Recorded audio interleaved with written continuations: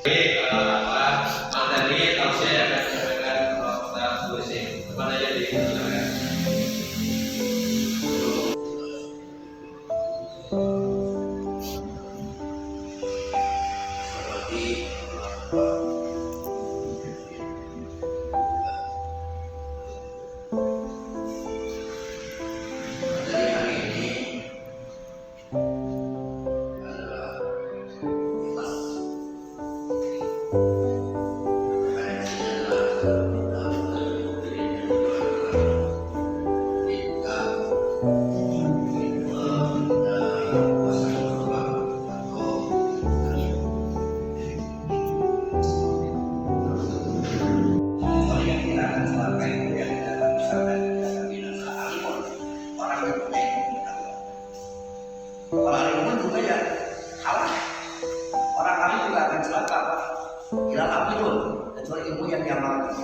Walaupun kita banyak ilmu tapi tidak diamalkan, saya terdapat kita masuk ke dalam orang yang celaka.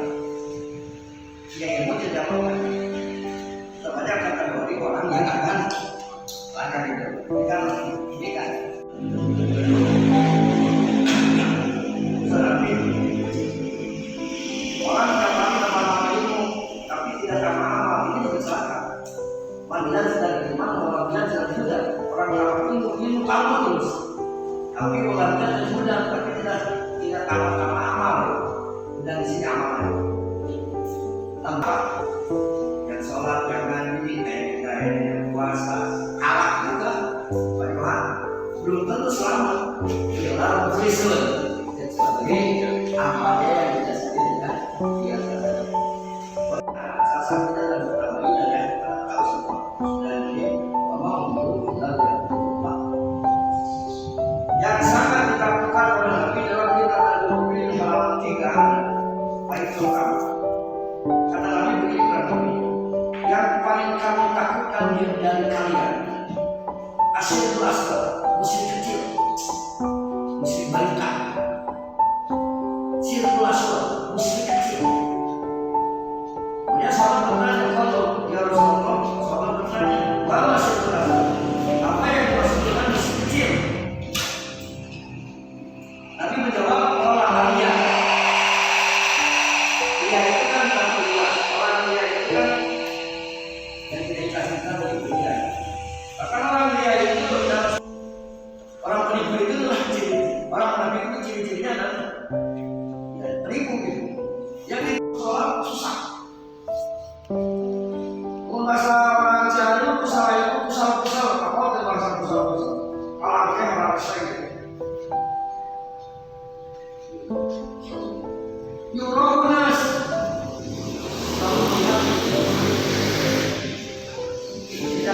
tapi dalam kalau yang tadi surat An-Nisa orang yang lihat dalam beribadah itu munafik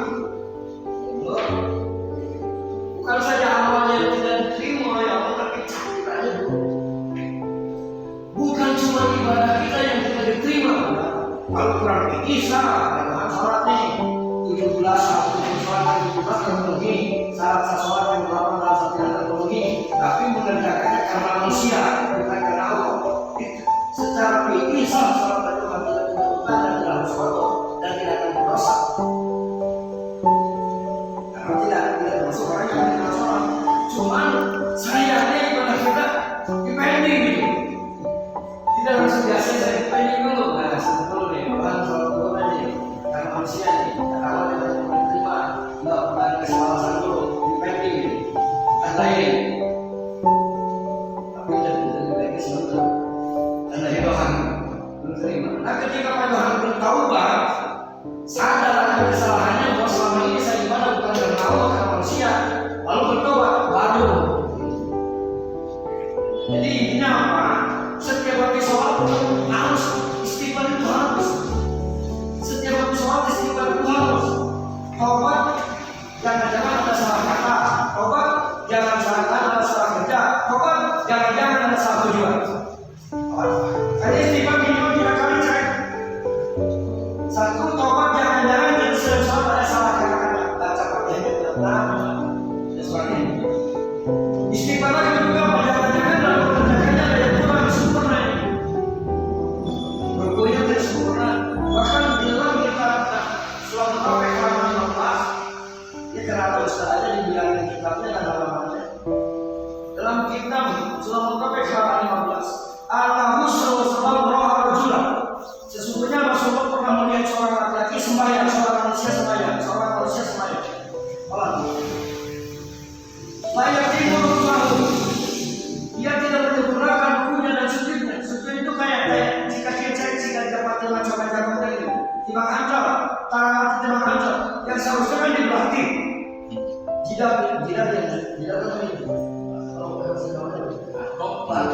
pengen ke hidung terang.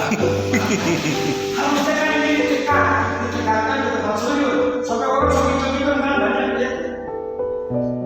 Kita tuh sampai hitung bukan karena ditekanin aja, digasih gitu kan. Bukan cuma ditekanin aja, digasih gitu kan. Karena aneh. Bisa tauhid masa nggak sholat. Dan sebab susah tauhid masa sholat sujudnya nggak sampai ditekan. Masih mah, itu sholat tahu masih digerakin, pantat diangkat, tidak ditekenin di sejadah, baru kesembuhan sujud.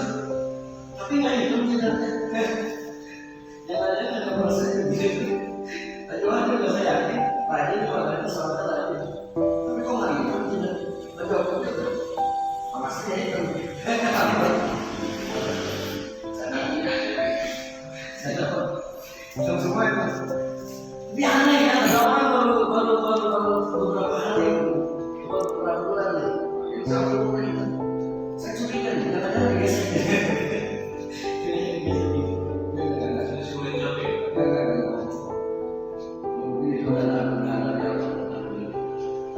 Orang yang tidak menggunakan rukunya dan sujudnya, apa katanya?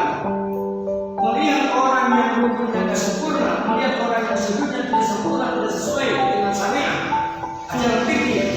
Apa katanya?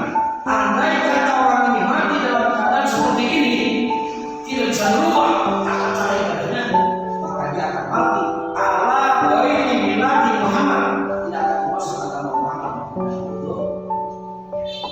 Nah ini kalau yang nggak salah, tapi jangan digituin, jangan digituin. Siapa tahu justru yang nggak salah yang selamat ya.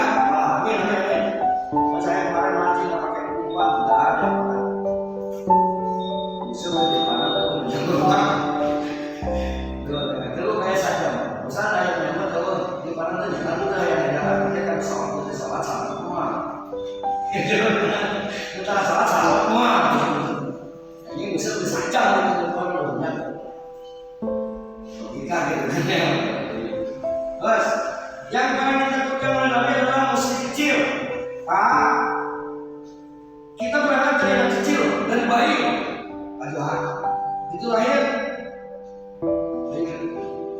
Kenapa Pak Johan sampai tumbuh sebesar ini? Kenapa Pak Gus sampai tumbuh sebesar ini? Kenapa kita sampai tumbuh sebesar ini? Padahal semua tahu kita lahir kita kecil, orang bayi, kena dipelihara, betul kan? Dikasih makan, betul kan? Makanya tumbuh dengan besar. Nah yang saya khawatirkan, oke kata Nabi dia itu mesti kecil, dia itu mesti kecil. Kenapa dia mesti besar? Yang saya khawatirkan kalau dia dibiarkan terus.